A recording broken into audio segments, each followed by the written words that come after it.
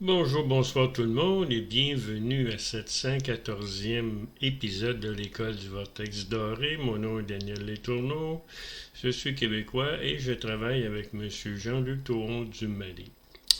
Aujourd'hui, le sujet c'est le courant de vie audible, le courant sonore, le courant créateur, le verbe, la parole.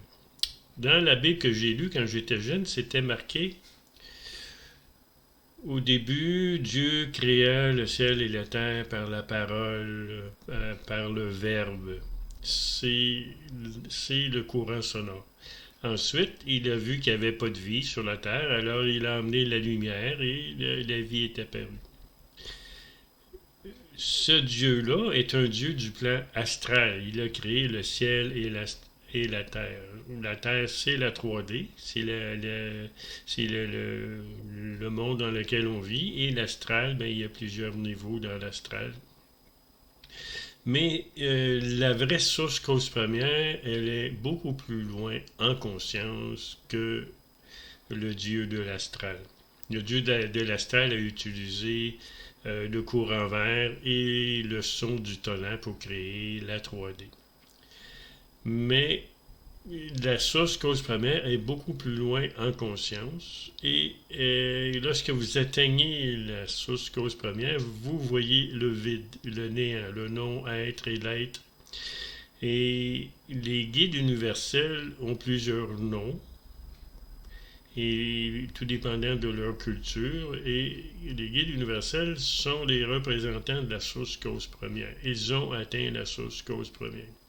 Nous vivons dans le monde du 704. Il y a 7 mondes spirituels, il y a le monde de l'âme et il y a les 4 mondes inférieurs. Lorsque vous regardez, vous êtes au niveau de l'anamie et vous regardez la source, vous faites le tour, c'est comme une sphère, c'est rond. Et à un moment donné, vous atteignez le cœur de la source cause première. C'est un point blanc qui émet un vortex blanc et le son NU.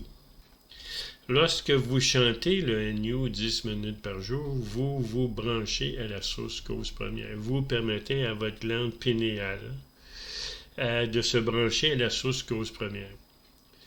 Et puis, ce vortex blanc-là qui émet le son NU, il descend en méandre. Il y a des méandres. Et dans chacun des méandres, il y a la vie.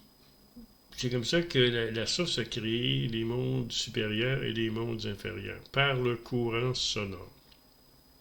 À mesure que le courant sonore, le vortex blanc, avec le son NU descend, s'éloigne de la source, et la couleur devient de plus en plus ambrée, puis les différents sons changent.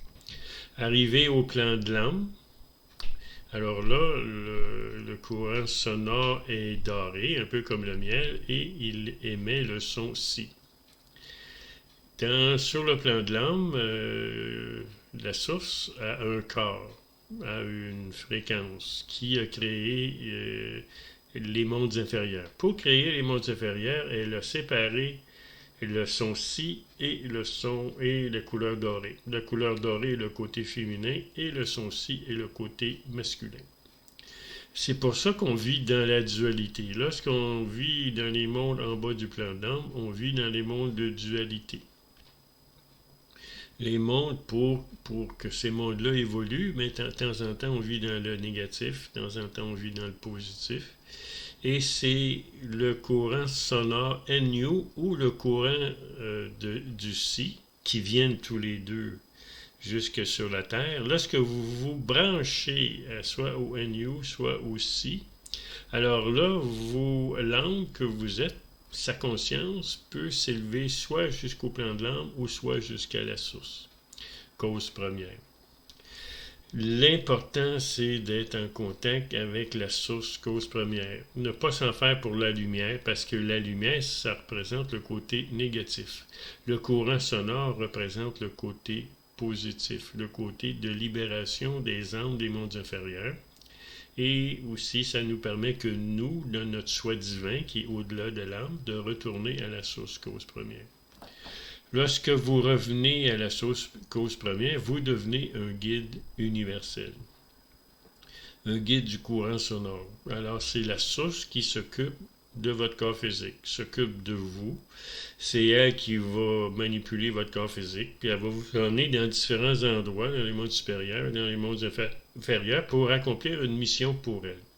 Parce que dans les mondes inférieurs, il y a une entité négative, qui contrôle le monde mental, le monde causal, le monde astral et le monde physique.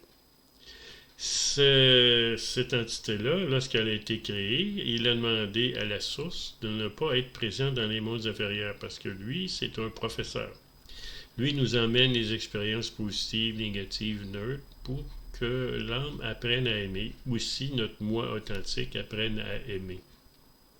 Alors, tout ce qui se passe dans les mondes inférieurs a été déjà euh, promulgué là, des éons et des éons. Alors, il ne faut pas s'en faire avec ce qui se passe dans les mondes inférieurs. C'est une école. Il faut apprendre.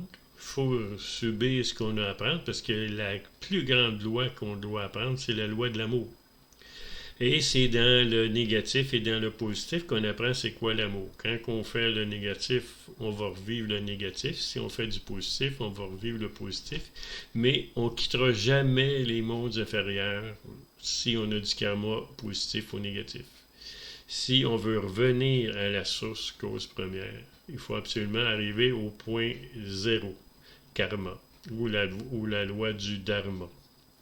Lorsqu'on n'a plus de karma, lorsqu'on a appris c'est quoi l'amour, le pouvoir créateur, la sagesse, bien, on obtient ce que j'appelle la liberté. La liberté d'âme d'être ce qu'elle est et parce que l'âme va créer va faire sa mission à elle-même. Et ensuite, lorsque l'âme a réalisé son plan de vie, alors là, elle peut, le soi divin, notre soi divin, qui est au-delà du plan de l'âme, ben, peut lui revenir à la source cause première et devenir un grand maître spirituel et non un petit maître du monde astral ou du monde physique. Alors, je vous souhaite une belle journée et une belle soirée et à la prochaine épisode. Merci.